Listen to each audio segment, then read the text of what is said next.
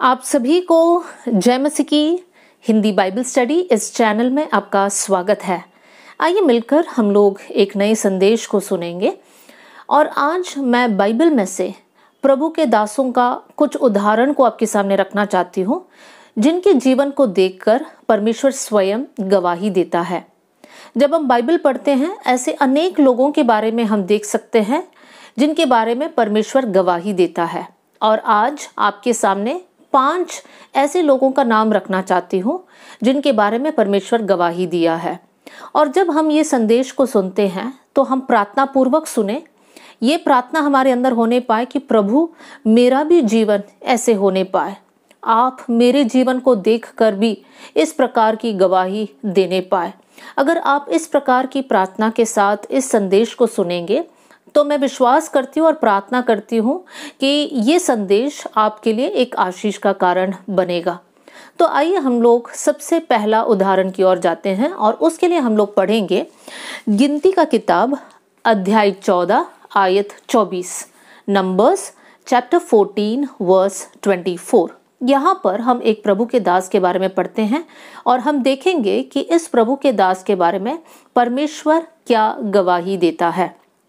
Numbers 14:24 में हम पढ़ सकते हैं, परंतु इस कारण कि मेरे दास कालेब के साथ और ही आत्मा है और उसने पूरी रीति से मेरा अनुकरण किया है, मैं उसको उस देश में जिसमें वो हो आया है पहुंचाऊंगा और उसका वंश उस देश का अधिकारी होगा। यहाँ पर हम लोग कालेब के बारे में पढ़ा है। कालेब के बारे में परमेश्वर क्या गवाही देता है, उसके फर्स्ट लाइन में इस प्रकार लिखा है, मेरे दास कालेब के साथ और ही आत्मा है। इंग्लिश में जो शब्द इस्तेमाल किया गया है वो इस प्रकार है, he has a different spirit, या फिर कुछ वर्जन्स में ऐसा भी लिखा है कि ही हैज़ अनदर स्पिरिट। और ही आत्मा है मतलब सब लोगों के जैसा नहीं है, कुछ और आत्मा है, लेकिन ये कोई दुष्ट आत्मा के बारे में नहीं बताया गया है। जब हम लोग कालेब के बारे में पढ़ेंगे तो कालेब के जीवन की विशेषता क्या है। सबसे पहले उसी आयत में हम देख सकते हैं कि कालेब पूरे मन से परमेश्वर का अनुकरण किया। He followed god wholeheartedly. और साथ में कालेब के जीवन से हम ये भी सीख सकते हैं कि जब मूसा 12 भेदियों को उस वायदे के देश में भेजता है ताकि वो लोग जाकर वहाँ पर जांच पड़ताल करें कि वो जगह कैसा है, वहाँ के लोग कैसे हैं, किस प्रकार का उपजाऊ वहाँ पर होता है, क्या वो अच्छा भूमि है, गंदा भूमि है, ये सब देखने के लिए जब मूसा 12 लोगों को भेजता है, जब ये लोग वापस आते हैं उनमें से 10 लोग इजराइलियों के सामने एक नेगेटिव रिपोर्ट को रखते हैं। वो लोग कहते हैं जमीन तो अच्छा है, जगह तो अच्छा है, लेकिन वहां पर रहने वाले लोग बहुत हट्टे कट्टे हैं, उनके खिलाफ हम लड़ नहीं सकते हैं, उनके सामने जब हम लोग खड़े रहेंगे तब हम टिड्डियों के समान हैं, हम हार जाएंगे। उस समय पर कालेब वहां पर खड़ा होकर कहता है, नहीं, हम लोग निश्चय उस जगह पर कब्जा कर पाएंगे। इस प्रकार का एक पॉजिटिव रिपोर्ट को कालेब लेकर आता है।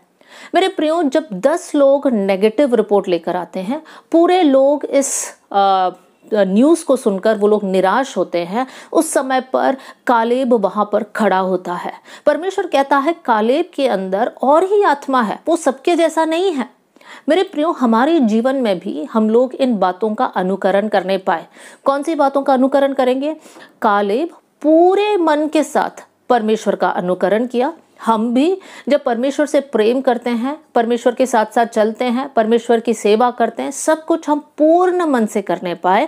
और दूसरी बात, हम लोग जब नेगेटिव परिस्थितियों को देखते हैं या ऐसे हालातों को देखते हैं जो हमारे खिलाफ है, उस समय पर हम लोग निराश ना हो, लेकिन उस समय पर भी हम खड़े होकर ये बोलने पाए कि प्रभु हमारे साथ है, हम निश्चय इस विषय पर जय पाएंगे, हम इस प्रॉब्लम के ऊपर पार होकर हम लोग आगे बढ़ेंगे। इस प्रकार का एक मनसा हमारे अंदर होने पाए। तो मेरे प्रियो, आपके पारिवारिक जीवन में हो, आपके व्यक्तिगत जीवन में हो, आपकी ड्यूटी के जगह पे हो, कहीं पर भी जब आप प्रॉब्लम्स को फेस करते हैं, वहां पर निराश होकर आपको प्रभु से सवाल नहीं करना है कि क्यों मेरे साथ ऐसे हो रहा है, प्रभु क्या आप नहीं देख रहे हैं मेरे साथ ये सब कुछ हो रहा है। ऐसे सवाल किए बिना हम लोग विश्वास के साथ परमेश्वर से कहने पाए, प्रभु धन्यवाद इस सिचुएशन के लिए, मुझे पता है कि आप मेरे साथ हैं, और जब आप मेरे साथ हैं मैं असंभव बातों को संभव में बदल सकता हूं। आपका अनुग्रह मेरे साथ है इसलिए धन्यवाद, आपकी कृपा दृष्टि मेरे साथ है इसलिए धन्यवाद। ऐसी बातों को बोलकर हम लोग उस प्रॉब्लम के ऊपर जय पाने वाले बन जाए। मेरे प्रियो, ये सिर्फ बोलने वाली बात नहीं है, परमेश्वर हमारे साथ है, इसलिए कोई भी परिस्थिति हमें गिरा नहीं सकता, कोई भी प्रॉब्लम हमें हरा नहीं सकता, क्योंकि प्रभु हमारे साथ है। तो आज हम लोग ये प्रार्थना करें कि प्रभु जैसे कालेब के अंदर एक और ही आत्मा था, वैसे हमारे अंदर भी होने पाए, हम लोग सबसे अलग होने पाए। हम लोग दुनिया के लोगों के साथ मिलजुल कर रहने वाले नहीं, लेकिन हम लोग अलग होकर, हट कर एक अलग ही आत्मा के साथ हम लोग आगे बढ़ने वाले बन जाएं। हम लोग दूसरा एग्जाम्पल की ओर बढ़ेंगे, और उसके लिए हम लोग पढ़ेंगे दानियल का किताब अध्याय 6 और आयत 3। Daniel chapter 6 verse 3। यहाँ पर हम पढ़ सकते हैं, जब यह देखा गया कि दानियल में उत्तम आत्मा रहती है, तब उसको उन अध्यक्षों और अधिपतियों से अधिक प्रतिष्ठा मिली, वरन राजा यह भी सोचता था कि उसको सारे राज्य के ऊपर ठहराए। यहाँ पर हम किसके बारे में पढ़ रहे हैं? दानियल के बारे में पढ़ रहे हैं। और दानियल के बारे में क्या लिखा है कि दानियल में उत्तम आत्मा रहती थी। बाइबल दानियल के बारे में ये गवाही देता है कि दानियल के अंदर उत्तम आत्मा है, और इंग्लिश में जो टर्म इस्तेमाल किया गया है वो है एक्सेलेंट स्पिरिट। दानियल के अंदर ऐसी कौन सी आदत या ऐसा कौन सा स्वभाव है जिसके कारण दानियल के बारे में ऐसी बातें कहा गया है? हम लोग देख सकते हैं दानियल के जीवन में कि दानियल शुरुआत से लेकर जब वो कैद में चला गया, जब वो गुलामी में चला गया, वहां पर भी वो सबके सामने वो हार नहीं मानता, वो परमेश्वर के लिए खड़ा रहता है, प्रभु की व्यवस्था के लिए वो खड़ा रहता है, वो पाप को देखकर समझौता नहीं करता है। भले परिस्थिति विपरीत है तो भी वो पाप नहीं करता, लेकिन प्रभु के व्यवस्था के लिए वो खड़ा रहता है। हम दानियल के जीवन में और भी देख सकते हैं कि दानियल प्रार्थना करने वाला एक व्यक्ति था। दिन में 3 बार वो प्रार्थना करता था, और जो भी काम करता था बहुत बढ़िया तरीके से करता था, एक्सेलेंट काम वो करता था। और इसलिए इस आयत में हमने पढ़ा कि वहां का राजा ने सोचा कि दानियल जो करता है बहुत उत्तम रीति से करता है, इसलिए मैं सबके ऊपर उसको एक अधिकारी बनाऊंगा। मेरे प्रियो, दानियल के जीवन को देखकर आज हम क्या सीख सकते हैं? हम ये प्रार्थना कर सकते हैं कि प्रभु हमारे अंदर भी उत्तम आत्मा होने पाए, और उसके लिए जो 2-3 बातें अभी हमने सुना वही हम हमारे जीवन में अपनाने वाले बन जाए। जब हमारे सामने पाप आता है, जब हमारे सामने प्रलोभन आता है, उस समय पर उस पाप को देखकर हम गिर ना जाए। वो पाप कर कर फिर हम प्रभु से माफी मांगकर फिर खड़े होते हैं, फिर दोबारा वही पाप। ये हमारा जीवन का शैली नहीं होना चाहिए, लेकिन हम लोग इतने प्रभु में दृढ़ होना चाहिए, हम लोग इतना व्यवस्था प्रभु का वचन को सीखना चाहिए कि हम लोग उस पाप को देखकर हम कहेंगे नहीं, हम प्रभु के बच्चे हैं, हम ये पाप नहीं करेंगे, हम ये व्यभिचार नहीं करेंगे, हम 2 नाव पर नहीं चलेंगे। इस प्रकार की बातों को हम लोग पालन करने वाले बन जाए। मेरे प्रियो, अगर आज आप किसी पाप में बार बार गिर रहे हैं तो आज वो समय है जहां पर आप प्रभु से कहिए, प्रभु मुझे दानियल के समान खड़ा रहना है। जैसे दानियल व्यवस्था के लिए खड़ा रहा प्रभु, वैसे ही मैं आपके वचन के लिए खड़े रहने पाऊं। मेरे प्रियो, प्रभु समझौता करने वाले लोगों को लेकर कुछ बहुत बड़ा काम नहीं कर सकता।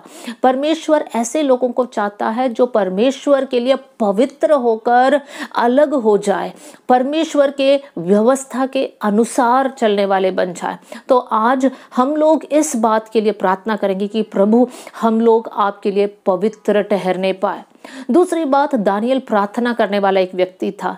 आज अपने जीवन को देखकर आप अपने आप से पूछिए, क्या मैं हर दिन प्रार्थना करती हूँ? हर दिन प्रार्थना करता हूँ। मेरे प्रियो, प्रार्थना करने वाला व्यक्ति परमेश्वर की मनसा को पहचानता है। वो ये जान पाता है कि परमेश्वर मेरे बारे में क्या सोचता है, प्रभु की इच्छा मेरे जीवन के लिए क्या है। जब प्रार्थना करते हैं तब हम लोग शैतान के कार्यों को हमारे जीवन से रोक देते हैं। प्रार्थना इतना प्रभावशाली है कि आप जब प्रार्थना करते हैं परमेश्वर का उपस्थिति आपके साथ बना रहता है। मेरे प्रियो, प्रार्थना करने वाला व्यक्ति हर परिस्थिति में खड़ा रह सकता है। प्रार्थना करने वाला व्यक्ति को परमेश्वर एक विशेष अनुग्रह देता है ताकि जो कुछ वो करे वो सफल हो, जो कुछ वो करे वो उत्तम रीति से सबके सामने वो पूरा हो। इसलिए आज मैं आप लोगों को एनकरेज करूंगी कि जैसे दानियल के बारे में कहा गया है कि दानियल के अंदर उत्तम आत्मा, एक्सीलेंट स्पिरिट था, वैसे ही हमारे अंदर होने पाए। ये वचन सुनते सुनते आप प्रभु से प्रार्थना कीजिए, प्रभु मेरे अंदर एक एक्सीलेंट स्पिरिट होने पाए। जैसे हम कालेब के बारे में सीखा था कि उनके अंदर एक डिफरेंट स्पिरिट था, अभी हम लोग दानियल के बारे में सीख रहे हैं, उनके अंदर एक्सीलेंट स्पिरिट है। तो आज ये वचन सुनकर आप प्रार्थना कीजिए, प्रभु मैं भी दानियल के समान प्रभु आपके लिए खड़े रहने पाऊं। आगे हम लोग तीसरा उदाहरण की ओर हम लोग बढ़ेंगे और मैं 2 आयतों को आपके सामने रखना चाहती हूँ। पहला शमूएल अध्याय 13 आयत 14, 1 सैमुअल चैप्टर 13 वर्स 14, और दूसरा है प्रेरितों की किताब अध्याय 13 आयत 22, एक्ट्स चैप्टर 13 वर्स 22। और मैं वही आयत आपके सामने पढ़ना चाहती हूँ, प्रेरितों 13 का 22।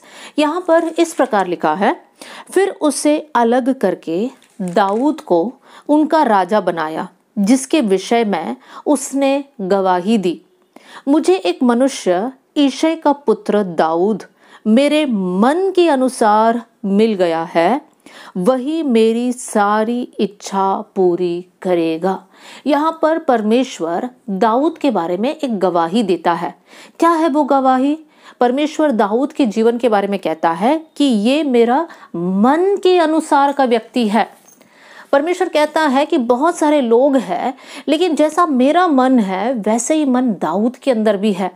जब हम दाऊद के जीवन को सीखते हैं तो ऐसी कौन सी बात है जिसको देखकर परमेश्वर कहता है ये मेरे मन के अनुसार का व्यक्ति है? क्या दाऊद पाप नहीं किया? दाऊद ने पाप किया, लेकिन दाऊद के जीवन का गुण ये था कि पाप करने के बाद जब उसे एहसास होता है कि उसने पाप किया, वो तुरंत पश्चाताप करता है, वो परमेश्वर से माफी मांगता है और वापस प्रभु के पास आता है। वो प्रभु की उपस्थिति से इतना प्रेम करता है कि दाऊद प्रार्थना करता है कि प्रभु पवित्र आत्मा को मुझसे अलग ना कर, उद्धार का हर्ष मुझे वापस लौटा दे, क्योंकि उसको ये सारी बातें बहुत प्रिय है। दाऊद के जीवन को जब हम पढ़ते हैं, दाऊद ने बहुत गीतों को, भजन को गाया है। कुछ प्रार्थना का भजन है, कुछ स्तुति के भजन है, कुछ छुटकारा के लिए प्रार्थना है। इस प्रकार के भजन को जब हम पढ़ते हैं, हर जगह हम लोग दाऊद का हृदय को पहचान पाते हैं। दाऊद अपने मन की बातें उस भजन में लिखता है। कुछ आयतों को मैं आपके सामने रखना चाहती हूँ। भजन 27 का 4 में दाऊद कहता है, एक वर मैंने यहोवा से मांगा है और उसी के यत्न में मैं लगा रहता हूँ कि यहोवा के भवन में रहूं, उसकी मनोहरता पर मैं दृष्टि करूं। देखिए मेरे प्रियो, दाऊद के मन की इच्छा क्या है? दाऊद एक राजा है। दाऊद बोल सकता है प्रभु मेरा देश को और बढ़ा, प्रभु मेरे दुश्मनों को नाश कर, लेकिन दाऊद ऐसी बातें नहीं मांगता है। दाऊद क्या मांगता है? दाऊद कहता है प्रभु मुझे आपके साथ रहना, आपके भवन में रहना है, आपकी सुंदरता को, आपकी मनोहरता पर मुझे अपनी दृष्टि को लगा के रखना है। मेरे प्रियो, दाऊद के मन की इच्छा को देखिए। इसलिए दाऊद कहता है, बहुत से ऐसी आयत है जहां पर दाऊद अपने मन का प्यास को बताता है, प्रभु मेरा मन आपके लिए प्यासा है, प्रभु मुझे आप चाहिए, आपकी उपस्थिति चाहिए। इसलिए दाऊद को देखकर परमेश्वर कहता है ये मेरे मन के अनुसार का व्यक्ति है। मेरे प्रियो, आज अपने लाइफ को जांचिए, आप सबसे ज्यादा किसको चाहते हैं या कौन सी वस्तु को चाहते हैं? परमेश्वर ऐसे लोगों को चाहता है या ऐसे लोगों के खोज में है जो परमेश्वर की आराधना करने वाले हैं। दाऊद परमेश्वर का एक आराधक था। वो नाचकर परमेश्वर की आराधना करता था। उसको ये परवाह नहीं कि मेरी पत्नी क्या सोच रही है, लेकिन उसको ये है कि जो परमेश्वर ने मुझे चरवाहा के उस पदवी से उठाकर या निकाल कर मुझे राजा तक पहुंचाया, उस परमेश्वर की आराधना मुझे करना है। इसलिए दाऊद कहता है, मैं हर समय यहोवा को धन्य कहा करूंगा, उसकी स्तुति निरंतर मेरे मुंह से होती रहेगी। दाऊद परमेश्वर की आराधना करना चाहता था और वो करता भी था। मेरे प्रियो, अपने लाइफ को हम लोग जांचने वाले बन जाए। क्या हम प्रभु की आराधना करने में इच्छुक हैं? कितनी देर हम एक दिन में परमेश्वर की आराधना करने के लिए निकालते हैं? मेरे प्रियो, परमेश्वर के गीत निरंतर हमारे मुंह में होने पाए। हम लोग हर समय परमेश्वर से कहें, प्रभु थैंक यू जीसस, प्रभु आपकी स्तुति हो, प्रभु आपकी महिमा हो, प्रभु आपकी उपस्थिति मेरे साथ बना रहे। आप परमेश्वर के आराधना करने वाला एक व्यक्ति बने और साथ में परमेश्वर की उपस्थिति को चाहने वाला एक व्यक्ति बने। ये दो गुण जो है बहुत इंपॉर्टेंट है दाऊद के जीवन में। दाऊद के जीवन में बहुत सारे गुण हैं, लेकिन ये दो बात मैं आपके सामने रखना चाहती हूँ। जब प्रभु कहता है कि दाऊद मेरे मन के अनुसार का व्यक्ति है, वो इसलिए है क्योंकि दाऊद परमेश्वर को पूरे मन से चाहता है। आज हम प्रभु को चाहने वाले लोग बन जाएं। मेरे प्रियो, लेटेस्ट मोबाइल से लेकर या बड़ा बैंक बैलेंस से बढ़कर या हमारा एक बड़ा घर होना चाहिए, ये सारी इच्छा को हटाकर प्रभु मुझे आप चाहिए, आपका अभिषेक चाहिए, आपका सामर्थ चाहिए। प्रभु जहाँ कहीं मैं जाऊँ, मेरे जीवन के द्वारा आपकी महिमा हो, इस प्रकार की एक प्रार्थना हमारे अंदर होने पाए। मेरे प्रियो, इस संसार के धन दौलत, स्थान, पदवी, मान, सम्मान, सबसे बढ़कर हम प्रभु को चाहने वाले लोग बन जाए। अगर आप ऐसे मनसा के साथ रहोगे तो परमेश्वर हमको भी देखकर, आपको देखकर, मुझे देकर यही गवाही को देगा। कितनी धन्य बात है जब प्रभु हमारे बारे में ऐसी बातों को कहेगा। आगे हम लोग देखेंगे। एक और उदाहरण को मैं आपके सामने रखना चाहती हूँ। नेक्स्ट एग्जाम्पल मैं मूसा के बारे में आपके सामने रखना चाहती हूँ। योशुआ की किताब पहला अध्याय और दूसरी आयत में हम देख सकते हैं कि परमेश्वर कहता है कि मेरा दास मूसा। तो परमेश्वर मूसा के बारे में क्या गवाही देता है कि ये मेरा दास है। इसका मतलब मूसा पूरी रीति से परमेश्वर को अपना स्वामी, अपना प्रभु मान लिया था, पूरी रीति से अपना जीवन को अर्पण किया था, और इसलिए परमेश्वर मूसा के बारे में कहता है ये मेरा दास है। और भी कुछ आयतों को आपके सामने मैं रखना चाहती हूँ। गिनती का किताब अध्याय 12 आयत 3, नंबर्स चैप्टर 12 वर्स 3, यहाँ पर लिखा है, मूसा पृथ्वी भर के रहने वाले सब मनुष्यों से बहुत अधिक नम्र स्वभाव का था। मूसा के बारे में क्या गवाही दिया है कि पूरे पृथ्वी में रहने वाले लोगों से सबसे नम्र स्वभाव मूसा का था। मेरे प्रियो, मूसा का जीवन को देखते समय इन बातों को हम सीख सकते हैं कि मूसा कितना नम्र व्यक्ति था। एक समय ऐसा आता है जहां पर इजरायली लोग प्रभु के खिलाफ बलवा करते हैं, पाप करते हैं। उस समय पर परमेश्वर ठान लेता है कि मैं इन लोगों को नाश कर दूंगा, लेकिन मूसा वहां पर खड़ा होकर कहता है, प्रभु आप मेरा नाम जीवन की पुस्तक से मिटा दीजिए, लेकिन इन लोगों को नाश नहीं करना। मेरे प्रियो, कौन सा लीडर, कौन सा अगुआ ऐसा बोल सकता है? वही बोल सकता है जिसके हृदय में, जिसके जीवन में नम्रता है। तो मूसा के बारे में परमेश्वर ये गवाही देता है। साथ में एक और आयत को आपके सामने रखना चाहती हूँ। गिनती 12 का 7, नंबर्स 12 वर्स 7। यहाँ पर हम पढ़ते हैं, परमेश्वर कहता है, परंतु मेरा दास मूसा ऐसा नहीं है, वो तो मेरे सब घरानों में विश्वास योग्य है। परमेश्वर मूसा के बारे में क्या कहता है कि मेरा दास विश्वास योग्य है। आगे हम पढ़ सकते हैं वर्स 8, उससे मैं गुप्त रीति से नहीं परंतु आमने सामने और प्रत्यक्ष होकर बातें करता हूँ, और वह यहोवा का स्वरूप निहारने पाता है। मेरे प्रियो, मूसा के बारे में परमेश्वर कितनी बातों को कहता है। परमेश्वर कहता है ये मेरा दास है। फिर वचन में ये लिखा है कि मूसा पृथ्वी में रहने वाले सबसे नम्र व्यक्ति है। तीसरी बात हम देख सकते हैं, मूसा के बारे में लिखा है कि वो बहुत ही विश्वास योग्य दास है। फिर लास्ट में हमने ये देखा, परमेश्वर कहता है कि मैं मूसा से आमने सामने बात करता हूँ। किसी और से परमेश्वर ने ऐसे बात किया करके नहीं लिखा गया है, लेकिन मूसा प्रभु से आमने सामने बात किया। मेरे प्रियो, परमेश्वर जब मूसा के बारे में इस प्रकार की गवाही देता है, हमारे दिल का इच्छा और धड़कन यही होने पाए कि प्रभु ऐसे मेरे बारे में भी आप बोलने पाए कि मैं आपका दासी हूँ, कि मैं आपका दास हूँ। मेरे प्रियो, प्रभु किसके बारे में ऐसे बोलेगा? जो पूरी रीति से 100% अपना लाइफ प्रभु के सामने समर्पण करता है और कहता है प्रभु मेरी इच्छा नहीं, मुझे आपकी इच्छा पूरा करना है, आपकी आज्ञाओं को पालन करना है। जो ऐसे कहता है और अपने जीवन में पालन करता है, उनको देखकर परमेश्वर कहता है मेरा दास, मेरी दासी। और होने पाए कि हम प्रभु के सामने नम्रता के साथ रहे। मेरे प्रियो, घमंड ऐसी एक चीज है जो हम सबके जीवन में घुस जाता है। हो सकता है हम अमीर ना हो सकता है हमारे अंदर ज्यादा हुनर नहीं है, हम ज्यादा कुछ कर नहीं सकते, फिर भी घमंड आ सकता है। फिर भी हम लोग जो है घमंड स्वभाव को दिखा सकते हैं। तो इसलिए हमें प्रार्थना करना है कि प्रभु अगर मेरे अंदर घमंड है तो प्लीज मुझे बता दीजिए। अगर मुझे पता चलता है मेरे अंदर घमंड है, प्रभु मैं आपसे माफी मांगूंगी, उस घमंड का स्वभाव को मैं उतार दूंगी। क्योंकि बहुत से वक्त लोग कहते हैं हमारे अंदर घमंड नहीं है, लेकिन जब परमेश्वर देखता है, परमेश्वर कहता है उसके अंदर घमंड है। तो अगर हम भी वैसे हैं कि जहां पर हम बोलते हैं कि मेरे अंदर घमंड नहीं है, तो हमें उस बात पर यकीन नहीं करना, क्योंकि मन सबसे अधिक धोखा देता है। तो हमें प्रभु से कहना है प्रभु मुझे लगता है घमंड नहीं है, लेकिन आप मुझे बताना, आप मेरी आंखों को खोल देना ताकि मैं अपने जीवन को देख पाऊं, मेरे अंदर के घमंड को मैं पहचान पाऊं और मैं आपके सामने नम्र बने रहूं। मेरे प्रियो, परमेश्वर नम्र लोगों को चाहता है, प्रभु घमंडियों का विरोध करता है। परमेश्वर मूसा से इसलिए इतना प्रसन्न था क्योंकि वो नम्र स्वभाव का था। जब मूसा का खुद का भाई, खुद की बहन मूसा के खिलाफ बात कर रहे हैं, वहां पर भी मूसा एक शब्द नहीं कहता है, मूसा उनके खिलाफ कुछ बोलता नहीं है, उनका पूरा भरोसा प्रभु पर है। मेरे प्रियो, होने पाए हम भी ऐसे स्वभाव के हो। मूसा विश्वास योग्य था। हम प्रार्थना करें प्रभु हमारे हरेक काम, चाहे हम एक पति हो, पत्नी हो, हम एक स्टूडेंट है, हम नौकरी करने वाले हैं, हम कलीसिया के विश्वासी हैं, हर एरिया में हमें विश्वास योग्य रहना है। दशवांश देने के विषय में हमें विश्वास योग्य रहना है। प्रार्थना के एरिया में हर दिन प्रार्थना करने के लिए आप निर्णय लेते हैं तो वहां पर आप विश्वास योग्य रहिए। हर एरिया में विश्वास योग्य रहे, पैसों के विषय हो या कोई भी विषय हो, हमें विश्वास योग्य रहना है। प्रभु विश्वास योग्य लोगों को आशीष देता है। मेरे प्रियो, आज ये सवाल अपने आप से पूछे, क्या मैं प्रभु के सामने विश्वास योग्य हूं? फिर हम मूसा के जीवन से ये सीखा कि मूसा प्रभु से आमने सामने बात करता था।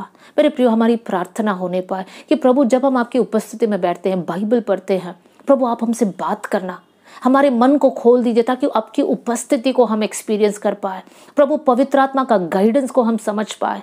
पवित्र आत्मा जब हमको सिखाता है, उस सीख को हम लोग सीखने वाले बन जाए। मेरे प्रियो, परमेश्वर चाहता है कि प्रभु हमारे साथ संगति करे, प्रभु हमसे बात करना चाहता है, लेकिन क्या हमारे अंदर ये इच्छा है? आज हम लोग प्रार्थना करें प्रभु जैसे आप मूसा के साथ आमने सामने बात किया, प्रभु हमसे भी बात कीजिए, दर्शनों के द्वारा, सपनों के द्वारा, प्रभु जी वचन के जरिए, प्रभु आपके दास दासियों के जरिए आप हमसे बात करना। मेरे प्रियो, अगर ये आपकी इच्छा है तो परमेश्वर निश्चय आपसे बात करेगा। लास्ट एक उदाहरण मैं आपके सामने रखना चाहती हूँ और वो है अय्यूब के बारे में। अय्यूब का किताब पहला अध्याय और आयत 8, जॉब चैप्टर 1 वर्स 8 में हम लोग पढ़ सकते हैं। यहाँ पर इस प्रकार लिखा है, यहोवा ने शैतान से पूछा, क्या तूने मेरे दास अय्यूब पर ध्यान दिया है? क्योंकि उसके तुल्य खरा और सीधा और मेरा भय मानने वाला और बुराई से दूर रहने वाला मनुष्य और कोई नहीं है।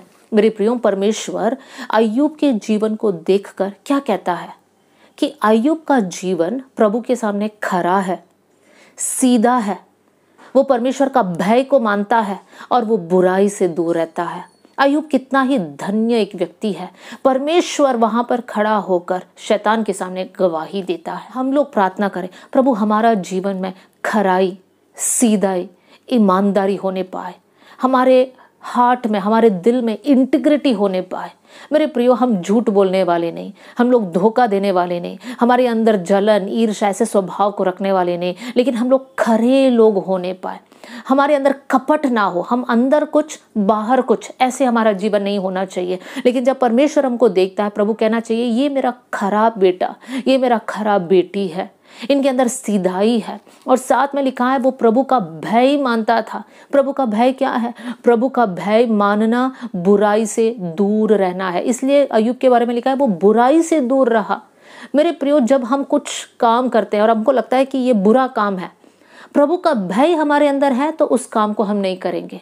अगर प्रभु का भय हमारे अंदर नहीं है तो हम कर लेंगे, हम बोलेंगे बाद में माफ़ी मांग लेंगे, ऐसे भी कुछ लोग कहते हैं। आज हम लोग हमारे जीवन को जांचने वाले बन जाए।